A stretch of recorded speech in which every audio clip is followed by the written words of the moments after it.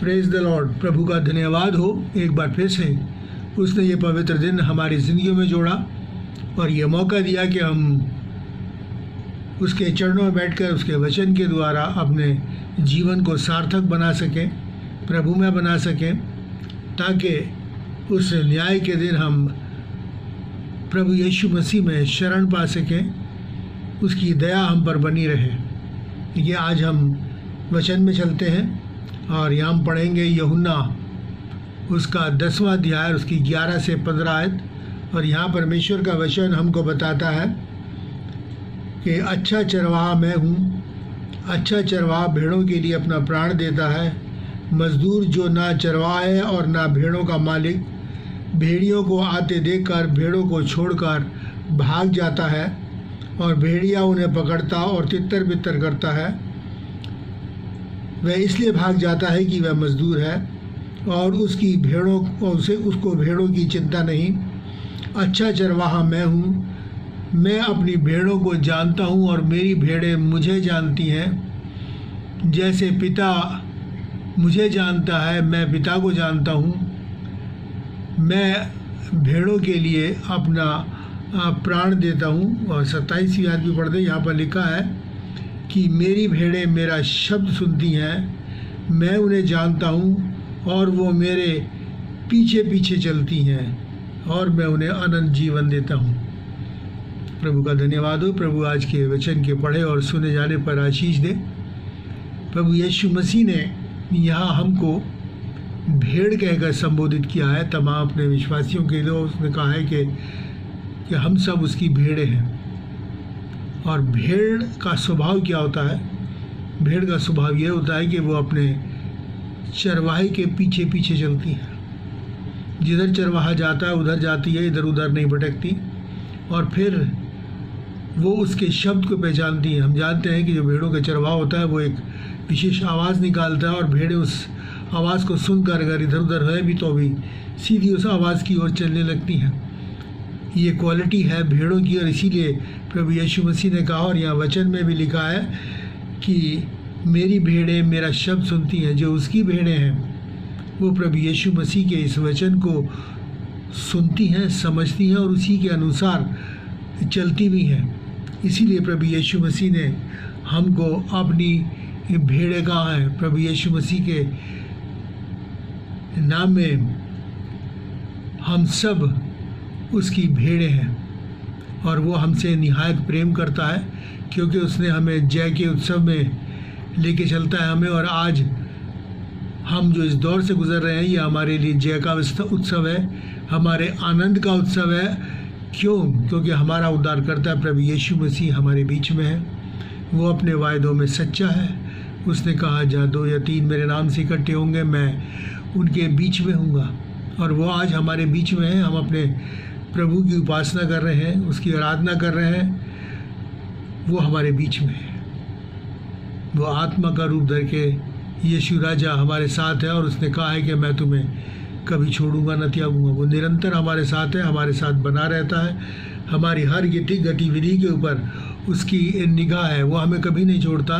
हमारे दोस्त, रिश्तेदार, संबंधी जितने भी हमारे अजीज़ हैं वो हमें छोड़ के जा सकते हैं। यहाँ तक कि अगर हम बीमार हैं और वो दवाइयाँ जो हम खाते हैं, जिनके ऊपर हम विश्वास करते हैं कि ये हमने दवाई खाई ठीक हो गई, कई बार वो भी हमारा साथ छोड़ देती हैं और वो अपने असर को नहीं दिखाती। लेकिन हमारा प्रभु यीशु मसीह हमारे साथ हमेशा बना रहता है और जब तक वो हमारे साथ बना हुआ है तो हमें किसी चीज़ की ज़रूरत नहीं। और प्रभु यीशु मसीह ने कहा है इब्रानियों 13:5 के अंदर, मैं तुझे कभी ना छोड़ूंगा और ना कभी त्यागूंगा।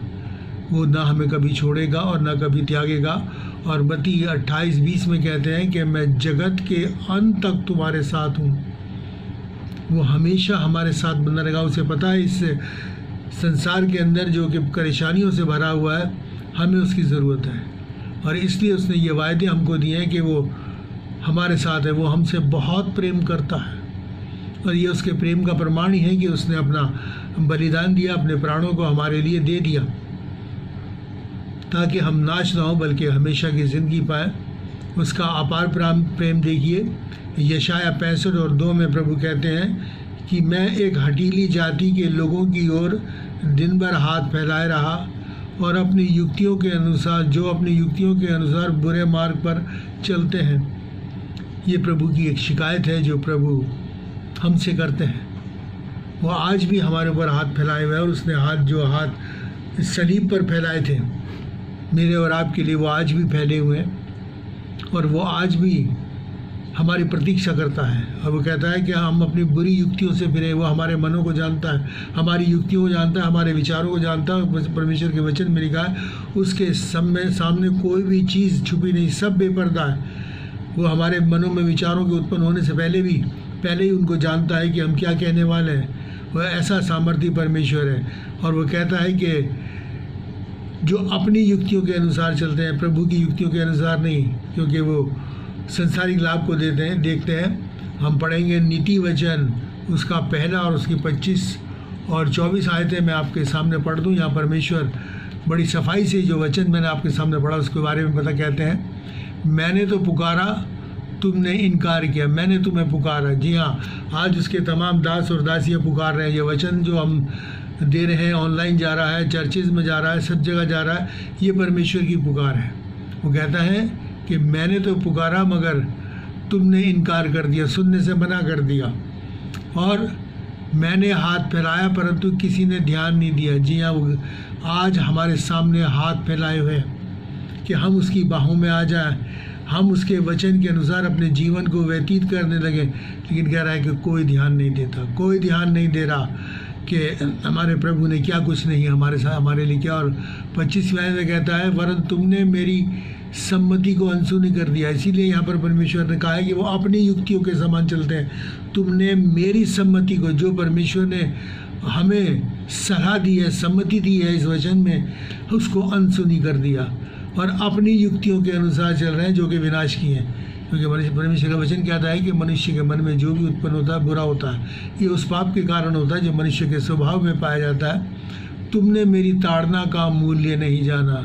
हमने वो हमें ताड़ना भी देता है, और ये जो महामारी फैली है ये परमेश्वर की ताड़ना है। हम इसका मूल्य समझ लें कि वो क्या चाहता है। वचन में लिखा हुआ है ये सारी बातें, हम इसका मूल्य समझ लें और ये समझ के परमेश्वर प्रभु यीशु मसीह की ओर फिर लें, उसके वचन के अनुसार अपने जीवन को व्यतीत करें, उसके आज्ञाकारी हो जाएं, ताकि प्रभु की दया और करुणा निरंतर हम पर बनी रहे। इब्रानियों उसके 3 अध्याय और उसकी 13वीं आयत में प्रभु क्या कहते हैं, वरन जिस दिन तक आज का दिन कहा जाता है, हर एक दिन एक दूसरे को समझाते रहो, और कहीं ऐसा ना हो कि तुम में कोई जन पाप के छल में आकर कठोर हो जाए, कि तुम में कहीं ऐसा ना हो कि पाप के छल में आकर। इसीलिए निरंतर परमेश्वर के वचन को, जैसे मैंने पहले कहा, कि हम निरंतर प्रचार करते हैं कि कहीं भी कोई भी ऐसा जन ना हो जो कठोर हो जाए और उसके अंदर पाप का स्वभाव यानी शैतान का स्वभाव पैदा हो जाए। जब कठोर हो जाता है, इसलिए वो कहता है कि जब मैं तुम्हें पुकारूं तो अपने मनों को कठोर ना करो, क्योंकि अगर ये पाप हमारे स्वभाव में बस गया तो फिर हमारा फिर वापस फिरना अनहोना है। क्योंकि परमेश्वर ने कहा है अपने वचन में कि शैतान जब भी झूठ बोलता है, पाप करता है, वो अपने स्वभाव से करता है। क्योंकि वो स्वभाव में रम गया है, कठोर हो गया। इसीलिए वो चाहते हैं कि जो उसके बेटे और बेटियां हैं, ये मानव जाति जो मनुष्य उसने बनाया है, ये अपने आप को पाप में डाल के उस कठोरता को हासिल ना कर ले जो शैतान की है। वो इससे हमें बचाना चाहता है। और इब्रानियों 12 और उसकी 15 आयत में देखिए और क्या कहता है परमेश्वर का वचन, कि ध्यान से देखो, ऐसा ना हो कि कोई परमेश्वर के अनुग्रह से वंचित रह जाए, या कोई कड़वी जड़ फूट कर कष्ट दे और उसके द्वारा बहुत लोग अशुद्ध हो जाए।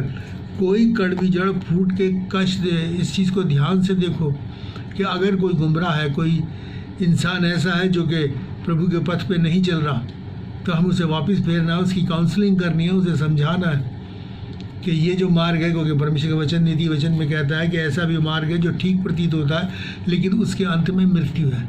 हाँ, ये वो मार्ग है शैतान का जो देखने में तो बड़ा लॉजिकल लगता है कि बड़ी कमाई है, बड़ा अच्छा है, बड़ा ऐश है, बड़ा आराम है, लेकिन इसके अंत में मृत्यु है।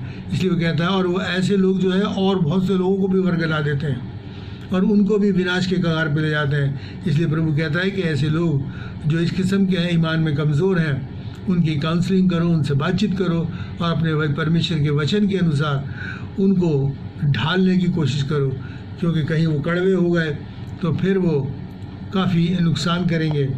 और इसीलिए 1 कुरिन्थियों 3:9 में परमेश्वर प्रभु यीशु मसीह कहते हैं कि तुम मेरे सहकर्मी हो।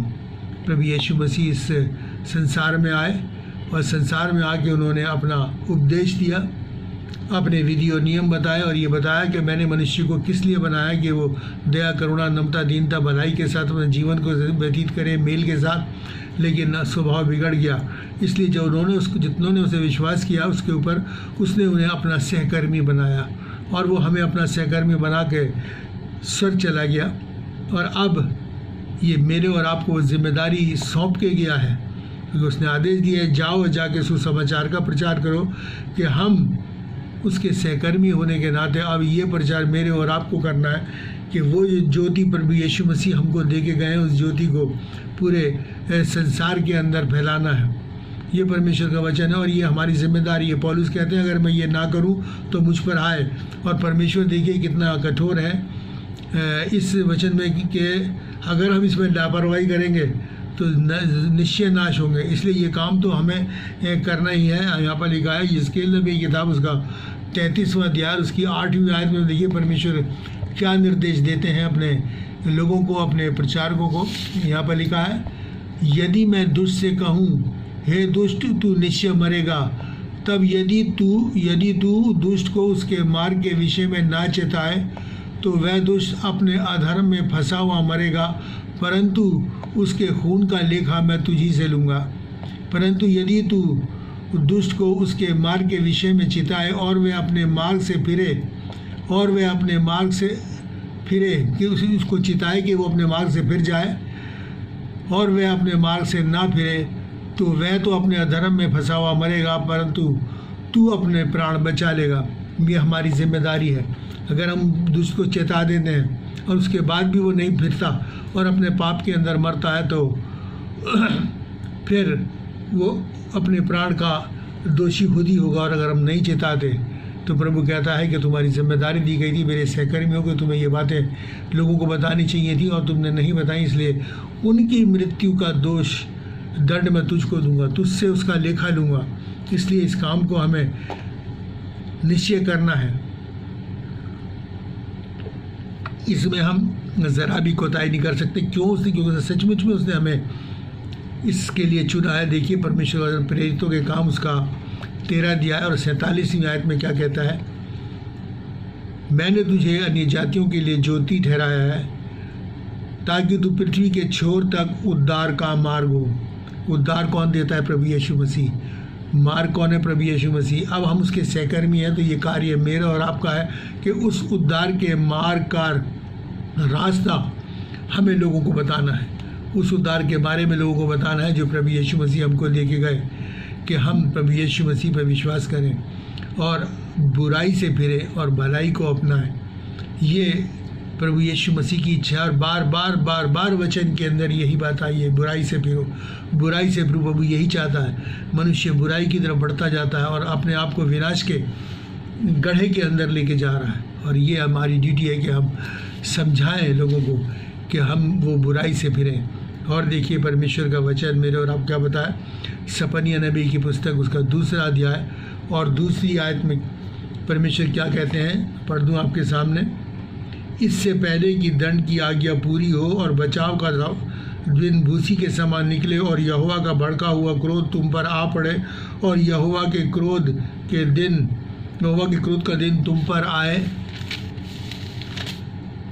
इकट्ठे हो हे पृथ्वी के सब नर्म लोगों, हे यहोवा के नियम के मानने वालों, उसको ढूंढते रहो, धर्म को ढूंढो, नम्रता को ढूंढो। संभव है कि यह प्रभु के क्रोध के दिन तुम शरण पाओ। संभव है कि प्रभु के क्रोध के दिन तुम शरण पाओ, इससे पहले कि बचाव का दिन भूसी की तरह निकल जाए। ये हमारा समय जो है ये बचाव का समय है। अब मेरे और आपके ऊपर परमेश्वर की दया है, करुणा है। वो कहता है ये समान भूसी के समान मतलब जिस तरीके से आंधी से हवा से भूसी उड़ जाती है और उसका पता नहीं पड़ता, इसी तरीके से वो कह रहा है मैं बहुत शीघ्र आने वाला हूँ।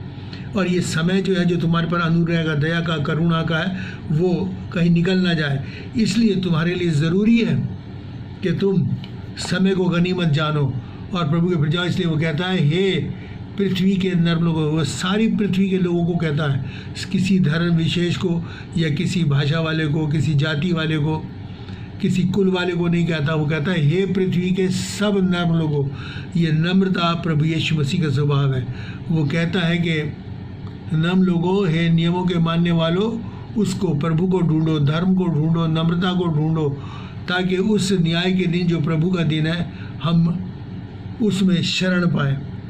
हमें हमारे पर वो दिन एक कोप के रूप में ना आए, बल्कि आशीष के रूप में मेरे ऊपर आए। इसलिए वो तमाम मानव जाति को प्रभु जो है वो संबोधित करते हैं और ये बताते हैं कि हम फिर जाएं। क्योंकि दूसरा राजा उसकी 7 और 9 में लिखा है कि ये आनंद के सुसमाचार का दिन है। जी हाँ, ये जो दिन अब गुजर रहे हैं प्रभु की दूसरी आमद से पहले के, ये आनंद के सुसमाचार के दिन है। इस दिन में ये आनंद का सुसमाचार जितना ज़्यादा हो सके वो लोगों तक पहुंच जाए, ये हमारी इच्छा है। और देखिए दूसरा कुरिन्थियों उसका 6 और 1-2 में परमेश्वर क्या कहते हैं, मैं आपके सामने पढ़ देता हूँ। यहाँ पर लिखा है कि हम जो परमेश्वर के सहकर्मी हैं, यह भी समझाते हैं कि उसका अनुग्रह तुम पर हुआ है, उसे व्यर्थ न जाने दो। क्योंकि वो प्रभु कहते हैं कि मैंने अपनी प्रसन्नता के समय तेरी सुन ली और उद्धार के दिन मैंने तेरी सहायता करी। देखो अभी वो प्रसन्नता का समय है, देखो अभी वो उद्धार का दिन है। वो कहता है कि ये दिन वो है, अभी मैं तुमसे प्रसन्न हूँ, मेरी प्रसन्नता का समय, मुझसे मांगो, प्रार्थना करो, मैं तुम्हें दे दूँगा, तुम्हारा उद्धार करूँगा।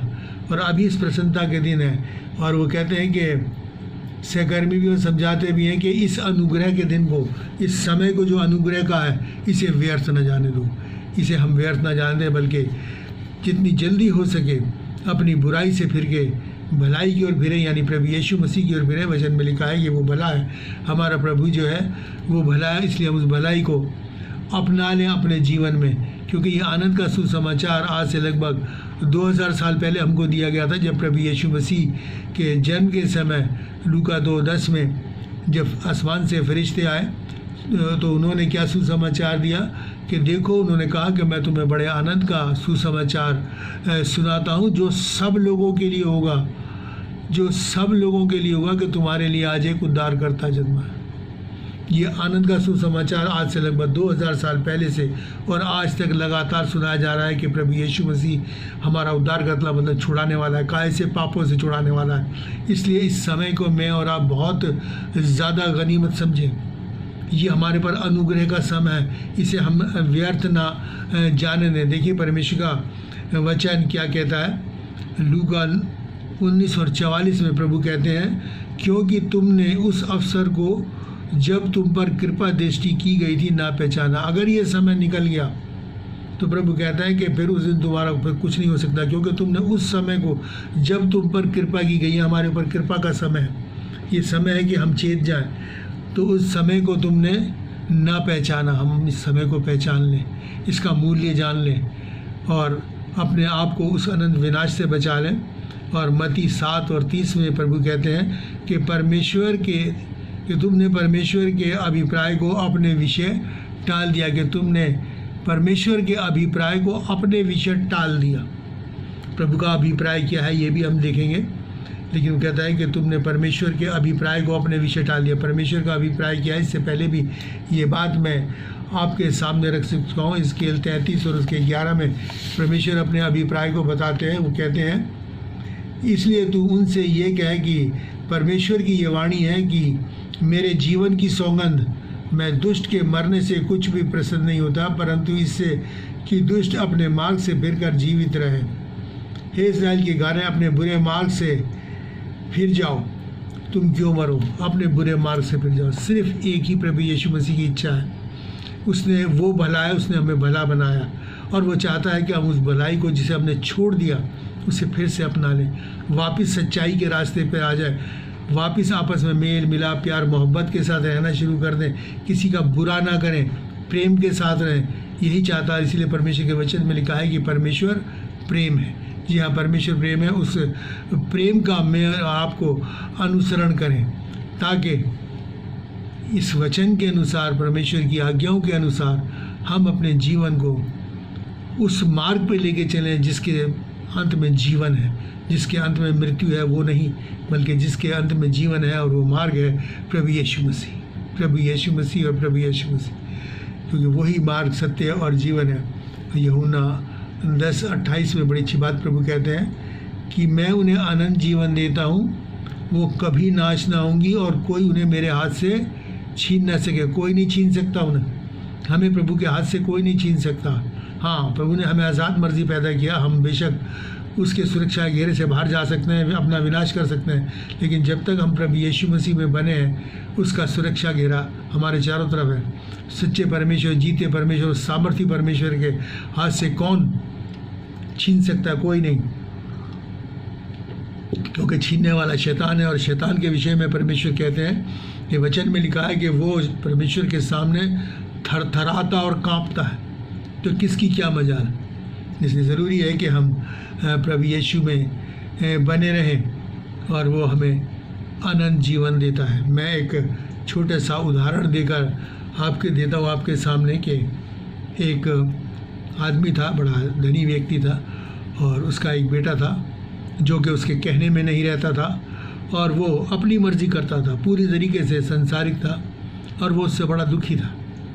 और जब एक बार वो बीमार पड़ा और जब वो बिल्कुल मरने पर था तो उसने अपने बेटे को बुलाया और उससे कहा कि मैं तो अब जाने पर हूँ, मैं तुम्हें ये किताब देता हूँ। उसने उसे एक किताब दी और कहा कि इसे नित्य पढ़ना, जब तुम इसे पढ़ोगे, इसकी बातों को अपने जीवन में उतारोगे तो तुम सफल होगे, भाग्यवान होगे। उसने बेटे ने किताब ली और रख दी और उसके बाद उसके पिता की मृत्यु हो गई।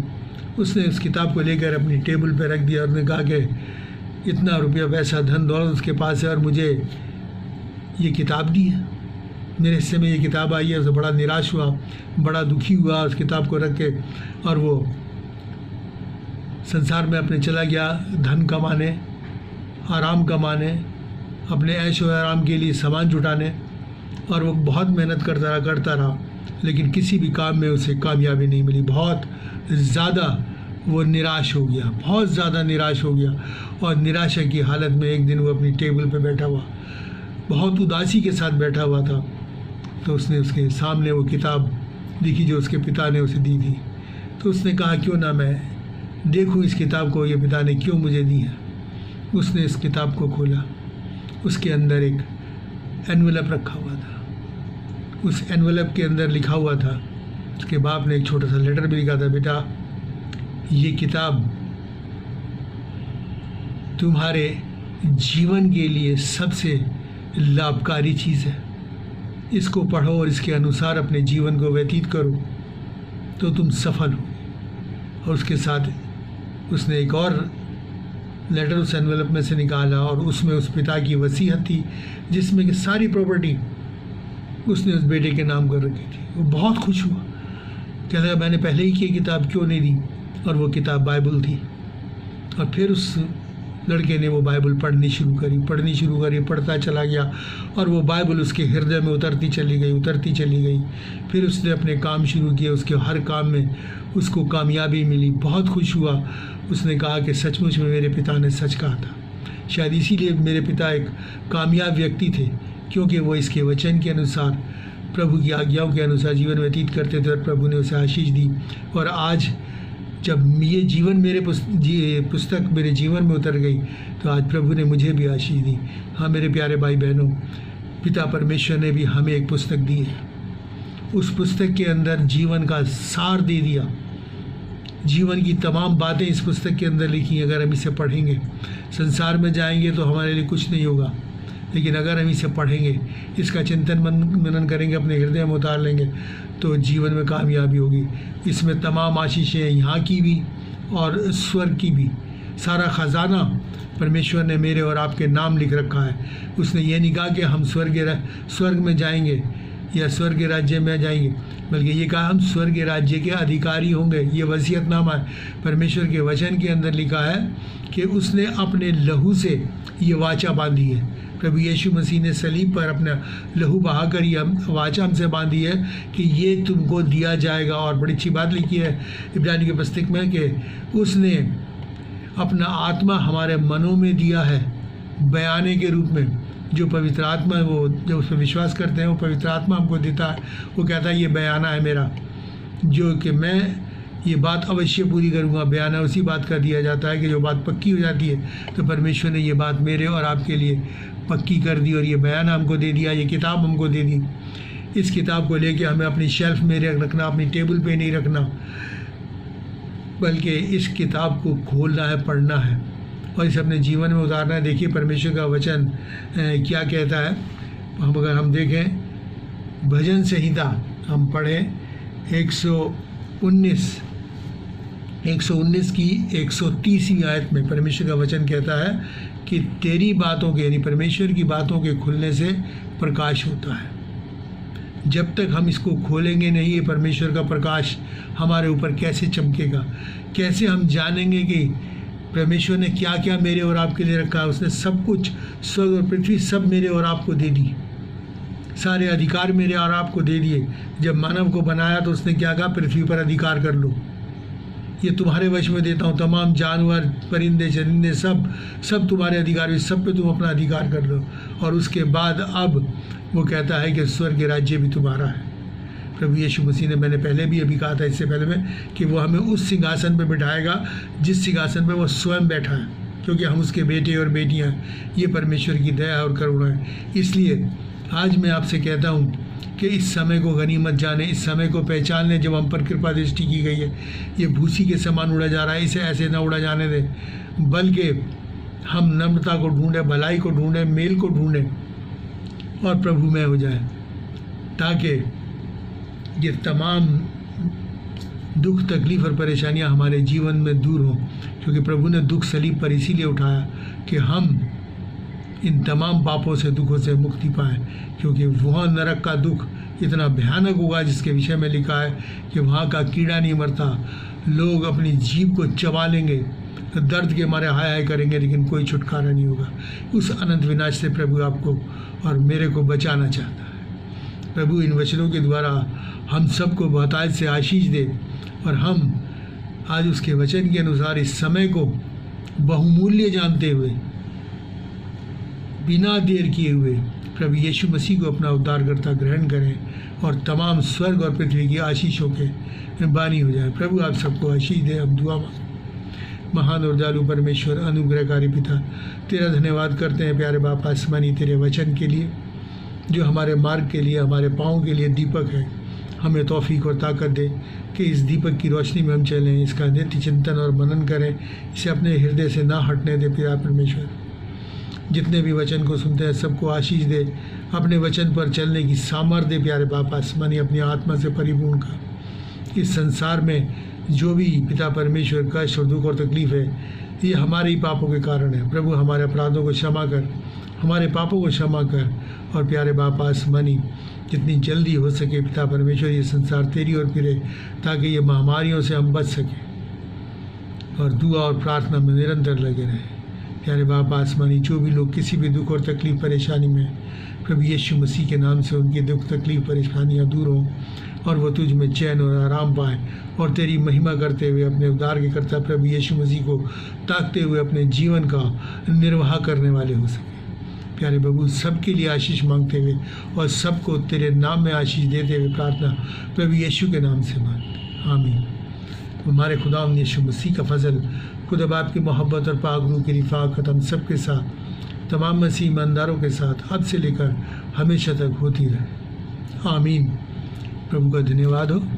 एक बार फिर से मैं वही बात कहना चाहूँगा कि प्रभु के वचन को फैलाने में हमारी सहायता करें, प्रभु के आदेश को मानें ताकि आप आशीषित हो। इसको जितना ज़्यादा हो सके, हर सुनने वाले से मेरी रिक्वेस्ट है, इसको शेयर करें और सब्सक्राइब करें, ताकि प्रभु की आज्ञा का पालन करने में आपको प्रभु बहुत सा आशीष दे। क्योंकि प्रभु ने कहा है, जाओ और जाके सुसमाचार का प्रचार करो। इस प्रचार को हमें करना, हमने वचन में भी देखा कि अगर हम नहीं करेंगे तो जो नाश होंगे, जिन्हें हमें करना चाहिए था उन्हें हमने नहीं किया, तो जो नाश होंगे उसका लेखा परमेश्वर हमसे लेगा। इसलिए जितना जल्दी हो सके इसको लोगों तक पहुंचाइए, इसको शेयर कीजिए। प्रभु आप सबको बहुतायत से आशीष दे। God bless you. Thank you.